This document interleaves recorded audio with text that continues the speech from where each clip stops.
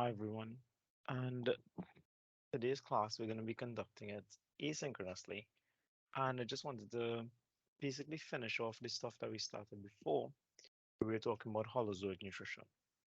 So today we're going to be doing the movement of the food from the mouth to the stomach, which is basically a recap of what we did last week, and then we'll be moving forward from here to look at where the food goes on, for example, to the small intestines, large intestines, and then the exit of anything that is not digested, right?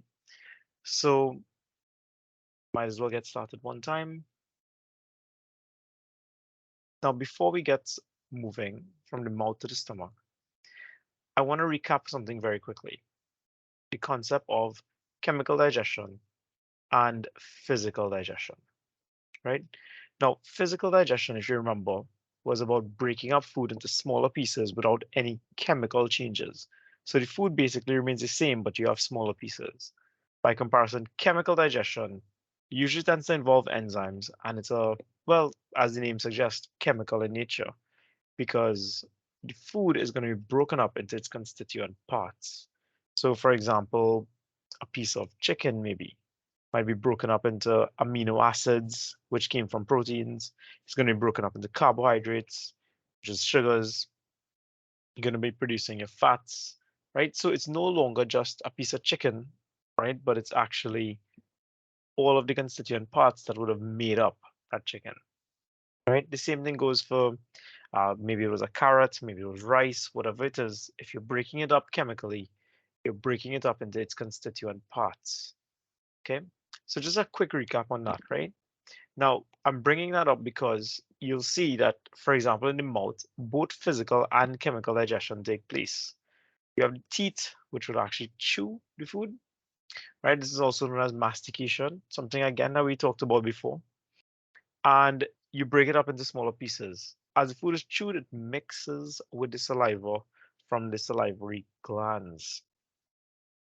Now, the saliva itself, it contains water and mucus, but the important aspect of what we're looking at right now in terms of digestion is the salivary amylase. Salivary amylase is going to break down starch. It's not just breaking it down, it's chemically digesting it. Okay.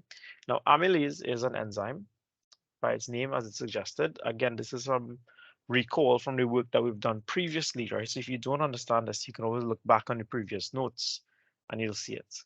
Okay. So salivary amylase is used to break down starch and it produces maltose. Now, salivary amylase only works really well in a fairly neutral or slightly alkaline environment.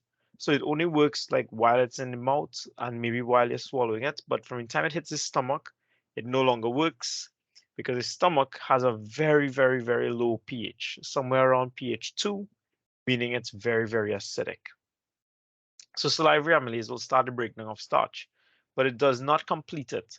Just a little bit of starch will be broken down, but the vast majority of it remains intact. Okay. So the other aspect of it, when you mix the food with the mucus, right, and the water, in other words, from the saliva, the other aspect of it is that you end up producing a bolus of food. Now, bolus is a term given to what happens to the food when you chew it. You are breaking it up into smaller pieces, and at the same time, without realizing it, that we're doing it all the time, the tongue is shaping that food into something of a circle, right, or like a ball. So you end up with this thing called a bolus of food, which is basically the food mixed with saliva and mucus. Now, the mucus helps them lubricate the food when it passes through the esophagus when swallowed. So it kind of acts like a lubricant, basically helping it to glide down the esophagus to fall into the stomach, right? Now, when you chew and you mix this food together, the tongue, right, will slip it to the back of the throat where you automatically will swallow it, right? Now, now that we've put the food at the back of the esophagus, right? Sorry, at the back of the throat, how does the food actually move down the esophagus? Now, again, all of this is still a bit of recap because we did this from last week, but I find it important to recap from this part at least because it's important moving forward, right? So how does the food actually move down the esophagus? Well, we're going to talk about a process called peristalsis. Now, peristalsis is a wave-like contraction and relaxation of the muscles of the esophagus to move the food down from the back of the mouth to the stomach. The esophagus relaxes the muscles ahead of the bolus of food, and it contracts the muscle behind the bolus of food. So basically what you end up with is that in front of the food, as in towards the stomach, it's opening a bigger space. So it's easier for the bolus to move into a big space. And then behind it, you're contracting the muscles, which creates a push to force the bolus into that big space. So effectively what you're doing is pushing the food down to the stomach and making it easier to push it forward, right? So this is what peristalsis is. Now, if you look at it now, referencing here from the textbook, right? So from the textbook, right, from the biology for C-Sec 3rd edition, right, you could actually see here, this is the esophagus, and the muscles are contracting behind the food, which creates that push, and in front of it, the muscles are actually relaxing. You could actually see it moving further away. So it's sort of expanding in front, and it's contracting at the back. All right, so this allows the food to slide down more easily and more readily into the stomach. Right, so it looks like this. Now, interestingly, we also have something called the epiglottis, right? This is actually a really cool membranous structure. Basically, it's like a flap, right? And what the epiglottis does, right, is that when you swallow food, you see, you don't want food getting down into your trachea because your trachea is what goes down to your lungs. You don't want food going to your lungs, you want food going to your stomach. Firstly, you need food to go to your stomach because that's where it's going to digest, right? But secondly, if food gets into your lungs, it's going to make breathing more difficult and less oxygen gets delivered to your blood. Therefore, less oxygen gets delivered to your body. And I mean, to make things worse, if food ends up in your lungs and starts decaying, you could end up with lung infections, which could potentially cause you to die. So you don't want the food to end up in your lungs. You want it to end up in your stomach. Well, the epiglottis helps to ensure that food goes down into the stomach and air gets into the lungs, right? So how does the epiglottis work? Well, the epiglottis works because at the back, right, of the mouth. So if you look at the back of the mouth, basically the top of the throat, you could say, where the bolus of food comes down. Remember, your nose and your mouth are actually linked at this point. They all basically all empty into the same channel. Now, in this region here, right, air that you breathe in, whether it's from your nose or from your mouth, can move to this region here, to the epiglottis, right, beyond the epiglottis and go down to the trachea.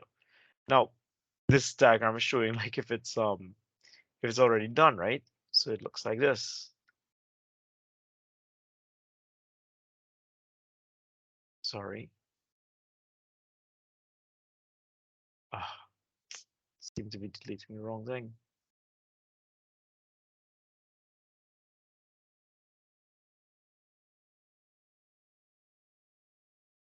I don't understand why it's doing that.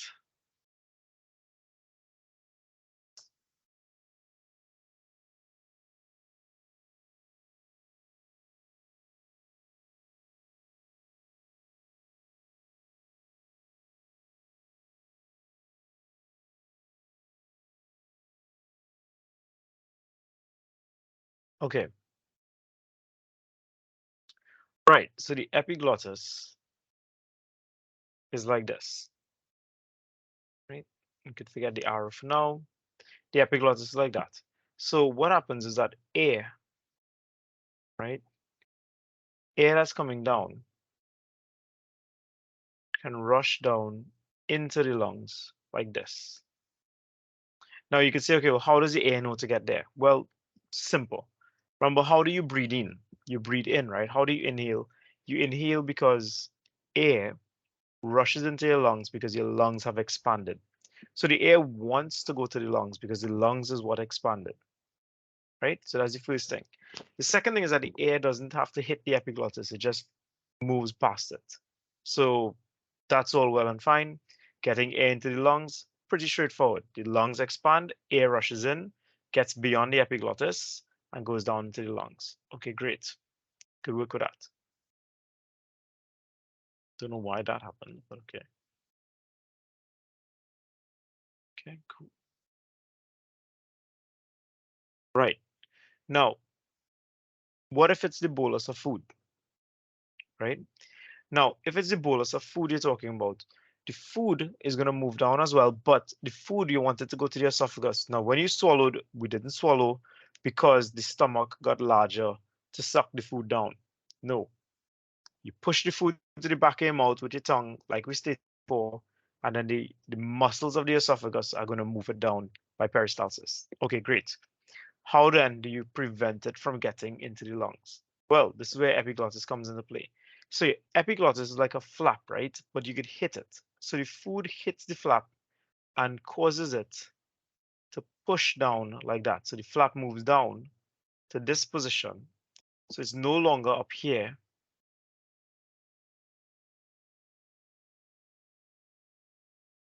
Right? So the epiglottis is no longer up there. It's down at this position now. Basically closing off the trachea and allowing the bolus to fall into the esophagus. After the bolus has moved past the epiglottis, right? After the bolus has moved past the epiglottis can return to its original position on top, as it used to be. Okay, so it gets knocked over, closes the flap, and then it opens back up afterwards. Okay, so that's what the epiglottis does. It helps to prevent stuff moving down into the trachea by accident when you swallow food. Indirectly, you would have experienced this already. For example, if you're swallowing food, at the very moment you're swallowing food, you can't breathe in air at the same time because the food is knocking the epiglottis closed. And similarly, if you laugh, for example, right, or cough while you're swallowing food, the rush of air out of the lungs will push the epiglottis open and it will knock the food back up.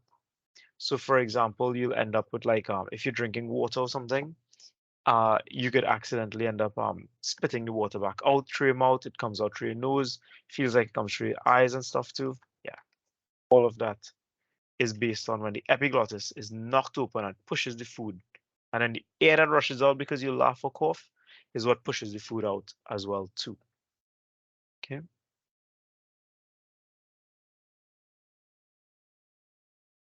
Okay, good. Now that we've gotten the food beyond the epiglottis, right? We want to send this food all the way down into the stomach.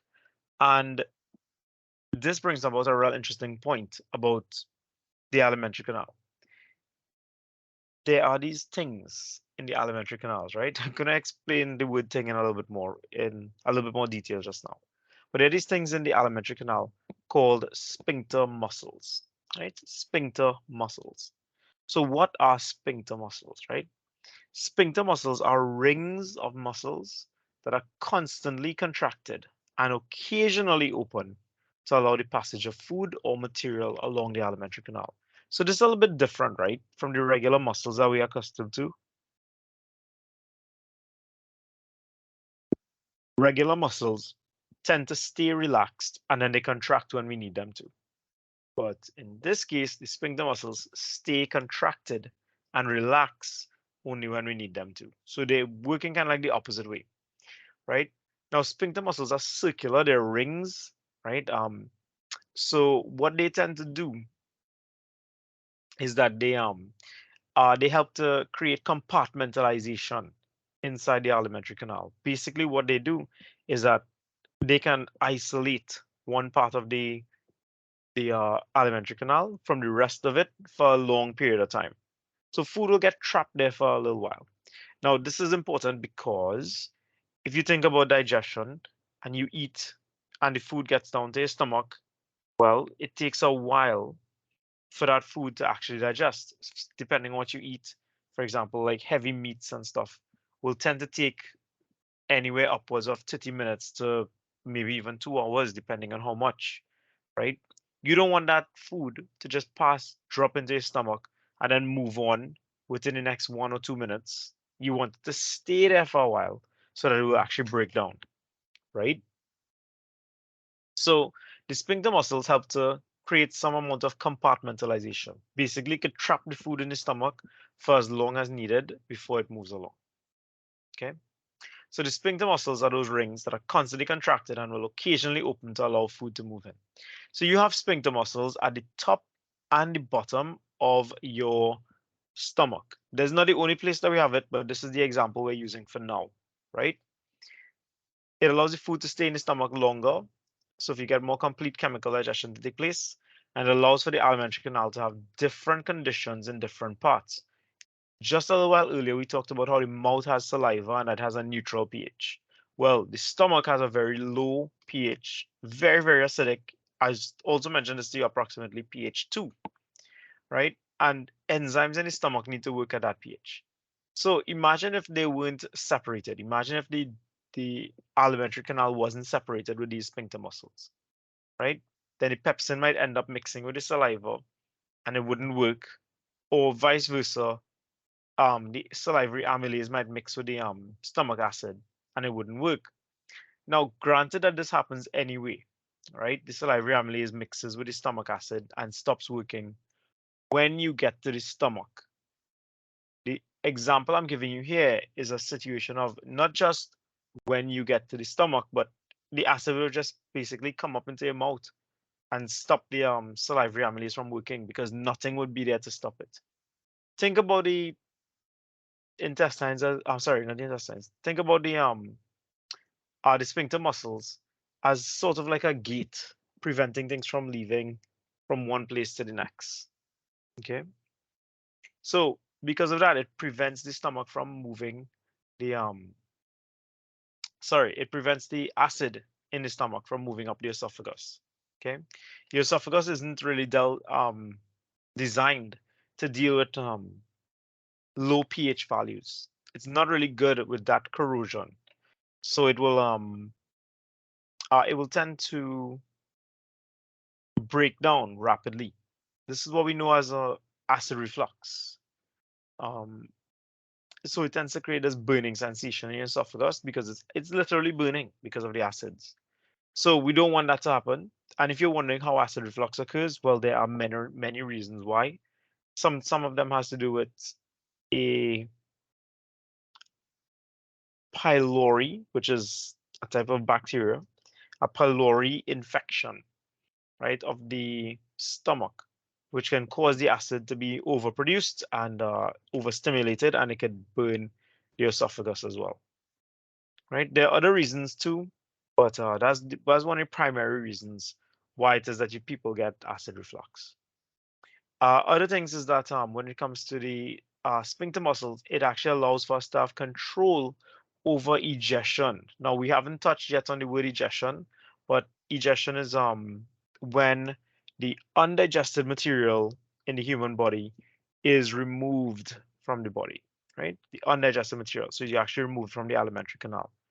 So we learn how to actually control this muscle consciously. And specifically, this is the one in the anus, which allows us to only defecate, which is technically another word for egestion, right? Which allows us to defecate only when we want to, right? We consciously tend to control it, okay? So we gain control over that, and that's a sphincter muscle as well, right? The muscles of the anus, okay? All right.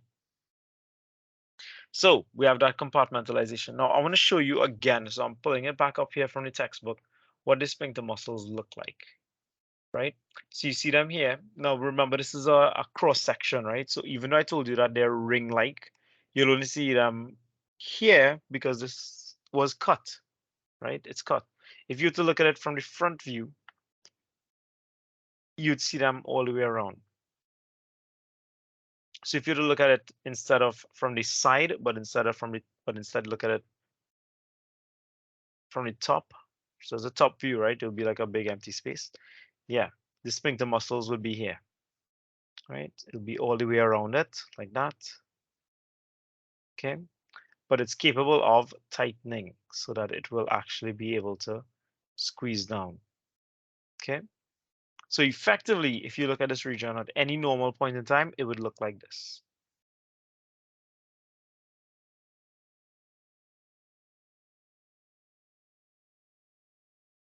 Right? You could actually see that the muscles have squeezed down on it and closed off the space in the middle. The lumen is basically closed off. Okay, that's what it would look like.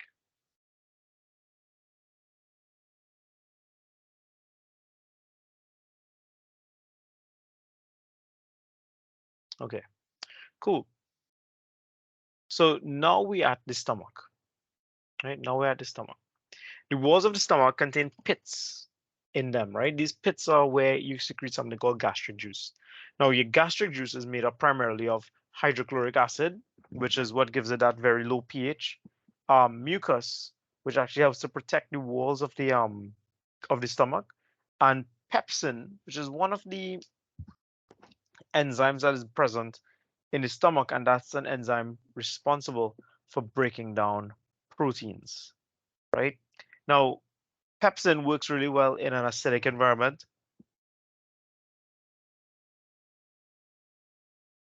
which is great because HCl, hydrochloric acid, right? Because HCl, hydrochloric acid, is in abundance in the stomach. So these two things complement each other, right? Now, beyond that, acids are also very good at destroying microorganisms. So when the acids destroy the microorganisms, it basically sort of cleanses our food. You could think about it like that. Doesn't work perfectly all the time, but generally speaking, that's what it does. So besides being a good space for the pepsin, the enzymes, it's also really good at destroying microorganisms.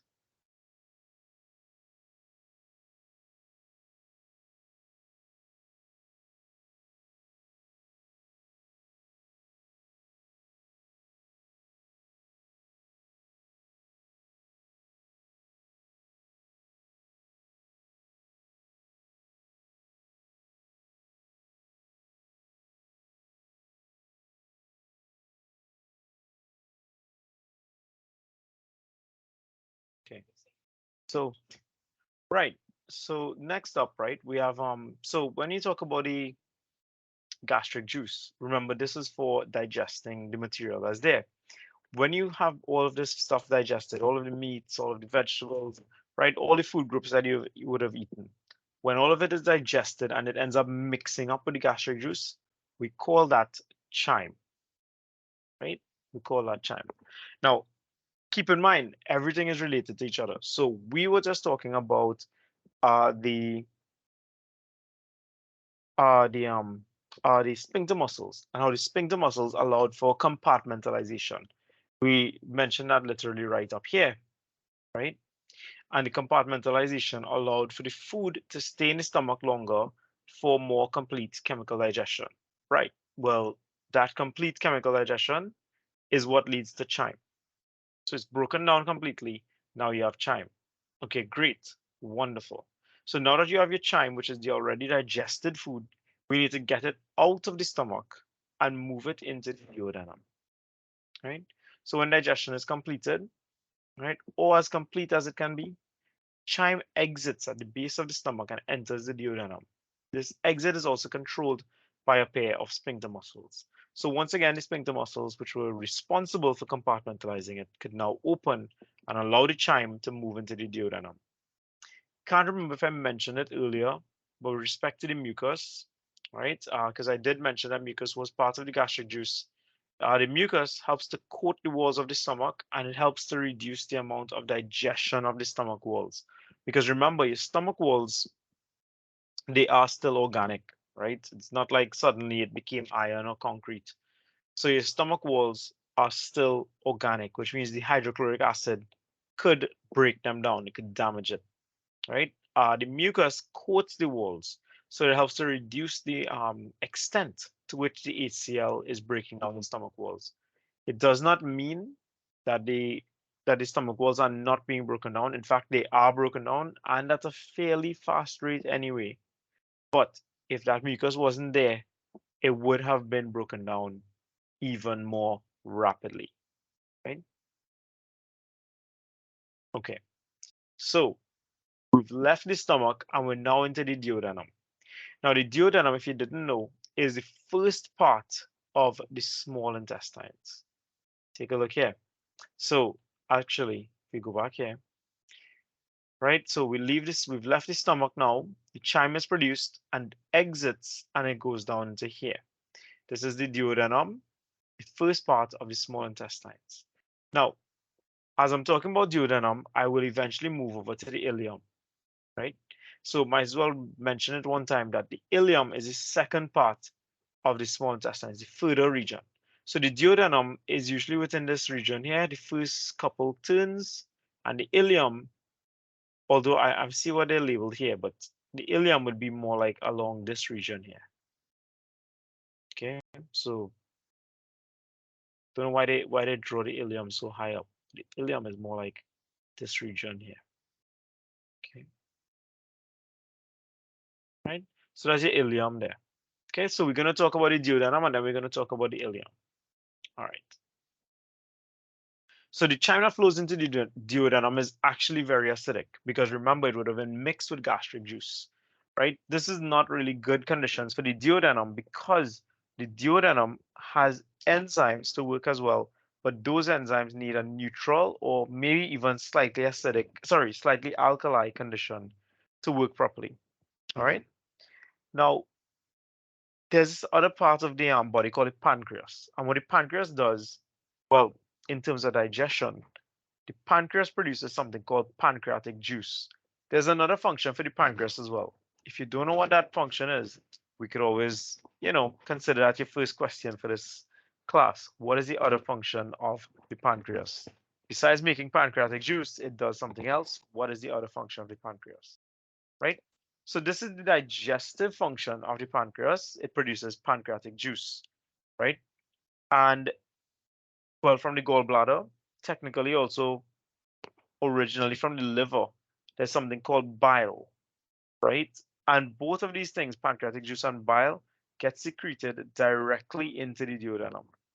So in the duodenum, just like you're looking here, in this region of the duodenum, you have chyme from the stomach, pancreatic juice from the pancreas, this yellow organ at the back here, right? Pancreatic juice. And then from the gallbladder, which if you notice, it's very closely associated with the liver. From the gallbladder, you have bile being secreted as well. So all three things meet up at this point here in the duodenum, right? You have the bile, pancreatic juice, and the chyme all mixing together at this particular point. Okay. All right. So why is that relevant? Well, the pancreatic juice, right, consists of pancreatic amylase. Aha. So this is the second time we come across an amylase. The first one was, in case you forgot, salivary amylase. So the first one was salivary amylase, and that digested starch in the mouth. But remember, we also discussed that even though it's digesting starch in the mouth, it only digests starch for a short while. So you have plenty starch remaining in the diet that has not broken down just yet. So the pancreatic amylase is here now to digest the rest of the starch. Then you have lipase, which is another enzyme and is designed for breaking down fats. If you don't know, lipase stands for lipids. Lipids in that part, lip. So lipids. Lipids are fats. So lipase is to digest fats. That's also present in pancreatic juice. You have another enzyme called trypsin. Trypsin is an enzyme that's designed to help break down proteins. Just like pepsin was breaking down proteins, trypsin also could break down proteins. Right? You have other proteases. Trypsin isn't the only type of enzyme that breaks down proteins. You have other proteases, which are enzymes that break down proteins and polypeptides. Okay. Your syllabus isn't distinctive on any one particular protease that they want you to know. They just want to know that there are others because there are many different types of proteases that exist in the duodenum, right? They all come down with pancreatic juice and they're there for breaking down all the different types of proteins. Also, and this one is real important, pancreatic juice contains something called sodium hydrogen carbonate. Sodium hydrogen carbonate is an alkali, and it's basically used to neutralize the acid in the chyme. Now, bile is produced in the liver, but after it's produced in the liver, it's stored in the gallbladder. Bile consists of bile pigments, which are excretory products from the breakdown of red blood cells. And it also contains bile salts, which are excretory products from the breakdown of red blood cells. Okay, so both of them, bile pigments and bile salts, come from the liver when it breaks down the red blood cells, right? And they get stored in the gallbladder. It may have been a little bit repetitive there when I said that. I'm sorry. Okay. So we already know about pancreatic juice now. Just to look back on that very quickly, pancreatic juice has pancreatic amylase for breaking down starch, lipase for breaking down fats, trypsin for breaking down polypeptides, other types of proteases for breaking down other proteins and polypeptides, and sodium hydrogen carbonate to neutralize the chyme. But bile is also produced in the liver. But sorry, we also learned that bile is produced in the liver, stored in gallbladder, and it consists of bile pigments and bile salts, which both come from the breakdown of red blood cells. Now, the overall function of bile is to emulsify fat into smaller droplets or more surface area to be exposed to the lipase enzymes from the pancreatic juice. This makes the breakdown of fat more efficient. So, what is emulsification, right? Emulsification is basically where you take your big drops, and you convert them into small droplets. That's it. It's pretty much all it is, right? It's not difficult to imagine. If you take, you could take a block of ice and shave it, and now, and now you have smaller pieces of ice. It's the same concept with the fat. You have a large drop of fat, and you have bile, which is going to basically emulsify it, turning it into small droplets of fat instead. Okay. So what is the purpose of this? Well, the purpose is simple. You can notice here that I highlighted the lines. All of the circles are in yellow. Why are all the circles in yellow? Well, the drop of fat, I highlighted the areas where enzymes can work, right? I highlighted the areas where enzymes can work. See, enzymes work on the surface. They don't just move inside and start working. They don't just like say, oh, you know what? I'm going to ignore all of this and start breaking down from inside the middle. No. The closest thing that they can attach to, they will attach to it and they'll break it down. That's how enzymes work. So they will attach to the surface area. A drop of fat, when it's large, a very limited amount of surface area is exposed. But when you break it up into the droplets of fat, right? Each little droplet has more surface area exposed. So you end up in a situation where more enzymes can act on it at the same time, therefore increasing its efficiency at breaking down fat. So here, notice this part, all digestion, physical and chemical, is completed as food moves along the duodenum, right? So as the food moves along the duodenum, all the digestion that needs to occur, that will occur, that can occur, all of it would have finished by then. Okay. Now I did this little table here, just as a little summary thing. So basically, in terms of digestion, physical or mechanical, same thing, and then chemical digestion. These are the three areas that we've talked about so far. And again, all digestion would have completed by the end of the duodenum. So these are the only three areas really that digestion occurs. Well, does the mouth have physical digestion? Yes, we know this already because the mouth has chewing or mastication, which is a physical breakdown. Does the mouth have chemical digestion? Yes, because the mouth has salivary amylase to break down starch and turn it into maltose. What about the stomach? Well, we know the stomach has chemical digestion because, well, we talked about the stomach being full of enzymes, right? When we talked about gastric juice having trypsin.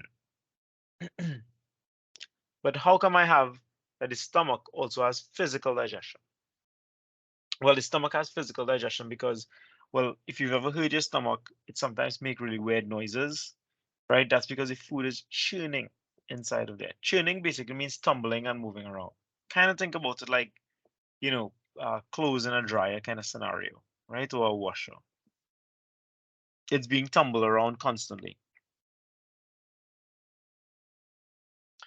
So what that does is that it breaks up the food a little bit more, leading to bigger surface areas. You can see how this is physical digestion because it's literally being broken up into smaller pieces of itself and not being broken up chemically, not by that action anyway. The chemical digestion occurs because of trypsin and the acids. Okay, so in the stomach, you have physical digestion where food churns and breaks up into smaller pieces. And you have chemical digestion because of the enzymes breaking down the food. In the duodenum, we have physical digestion and chemical digestion again. So you can see that all three of them have some form of physical digestion and chemical digestion. Okay, so the duodenum has chemical digestion, quite straightforward again, because as we just stated, the pancreatic juice contains a lot of enzymes, right? Which is going to break things up into its constituent parts. So the chemical digestion, yeah, duodenum definitely has it. But the duodenum also has physical digestion, and that was the one that we just talked about, the emulsification of fat, right, in the duodenum.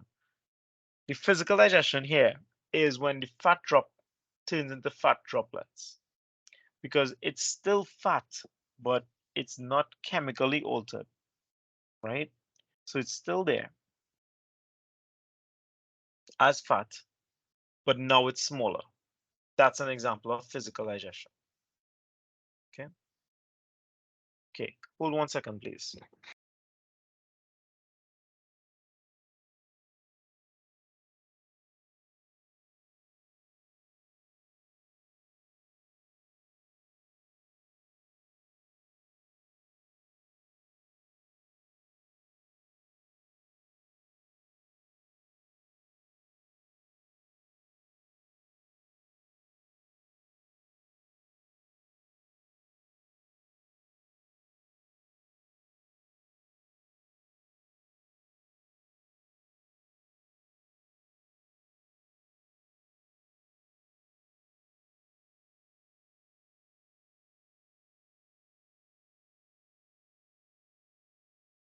Okay, so I'm back. Sorry about that. I know there's a recording, but I couldn't stop the recording to start back over, right? So now that we've gotten to the duodenum, and the duodenum has dissolved, sorry, has digested, I don't know why has that dissolved, has digested everything, right? Everything that could be digested has been digested. We move to the ileum, the second part of the small intestines. The ileum is no longer for digesting material. Yes, some digestion might still occur, as food moves along, but that's not really the function of the ileum. The function of the ileum is for absorption of the digested material. All of the sugars, the fats, the amino acids, the minerals, water, everything from what we broke down and it's now small enough to be absorbed will be absorbed during the ileum, right? While it's moving through the ileum. So the function of the duodenum was for still having some digestion, but the function of the ileum, right, is for absorption. So duodenum digestion, ileum absorption. Okay. So what makes the ileum efficient at absorption? Well, quite frankly, the ileum is very long. That's basically the long and short of it, so to speak. That's a joke. I don't know if it was determined as a joke, but I think it sounded like a joke. Right? But yeah, the ileum is actually very long, right? It contains a lot of villi and contains a lot of microvilli. Now, if you don't know what villi and microvilli are, no problem. Villi are basically folds. If you think about it from the simplest point of view, right? And I said to you, hey, if I had point X and another point here, x again. What is the shortest distance between these two spaces? You'd say, well, that's a straight line. That's not a straight line there, but you get my drift, right? You just change my eraser again.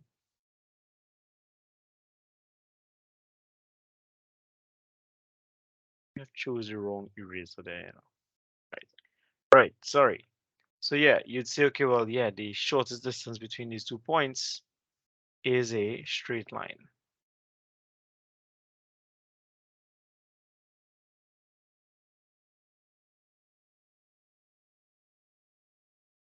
Okay, so let's call this line A. Okay, all right. What if I were to draw another line like this?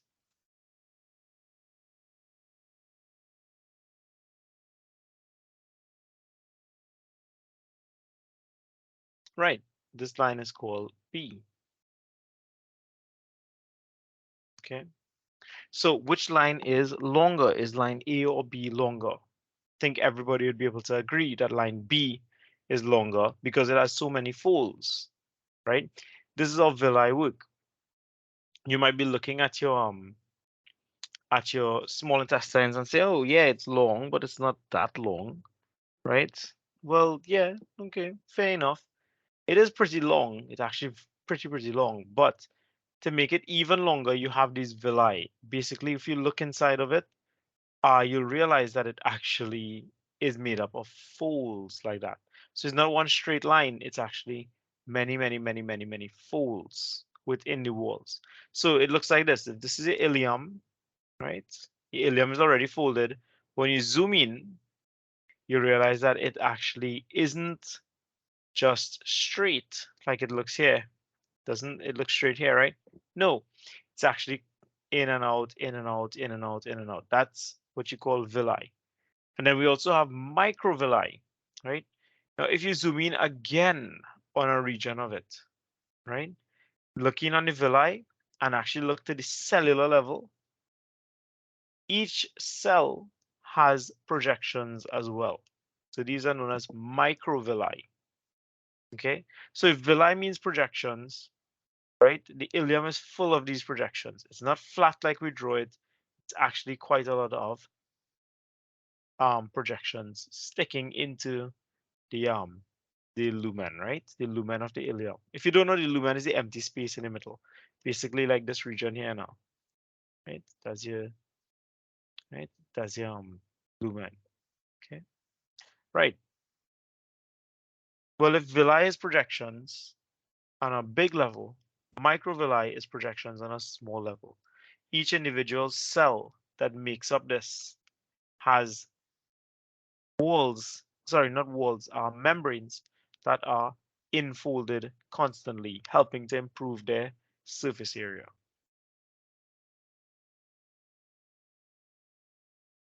Okay, right? So the ileum is adapted because it's very long, having a lot of villi and microvilli. It also lies very close to capillaries and lymph vessels for quick diffusion of particles into the blood or lymphatic system. So you have a situation again now where diffusion distances are small and surface areas are large. You can see again that the ileum is very efficient at absorption, right? There's another interesting point. They also have a large number of mitochondria per cell. So they have more mitochondria per cell than many of your other cells in your body. And the reason for this is that there's this other process called active transport, right? If you can't remember what active transport is where you utilize energy, obviously now from mitochondria, right? You're going to use that energy to move things against its gradient. So for example, what if you already have a lot of sugars in your blood, but you don't want to waste the sugars that you just ate, which is actually how our body works, right? You don't want to waste any of the sugars that you just eat. Then the sugars might get absorbed via active transport. It goes from the lower concentration in the digested food to the higher concentrations in your blood. And to do that, it needed energy from the mitochondria. Okay. Okay, cool. Right, so that's your ileum. Your ileum is for absorption. Okay. The next two things you have to do is assimilation and egestion. But this was just a short video to just kind of clarify this part. So I'll actually be stopping here now. We will be picking this up from the next class, okay? And we will be knocking out the rest of this topic when we get to that point. But I didn't want to leave you all empty-handed since I had to, leave and not have the class today. So I offered this up so that you could still make sure and get some work done, right? And you could continue your studies. I hope that this was clear enough. Please feel free, pause the video, check it back over. I mean, I know it's not the greatest of video. I feel like I'm talking to myself for the whole thing. And but if you have any questions and stuff, you could feel free to write them down. And when we meet next time, like in person, you could ask me the questions and we will deal with them, right? One by one. I'm pretty sure whatever you have a question about, somebody else probably has that question too. So everybody gets the benefit from when you ask these questions. Okay. So I hope you all are okay. I hope you enjoy the rest of your weekend, right? And I will see you all on our next scheduled class. Everybody, take care. Goodbye. See you all next time.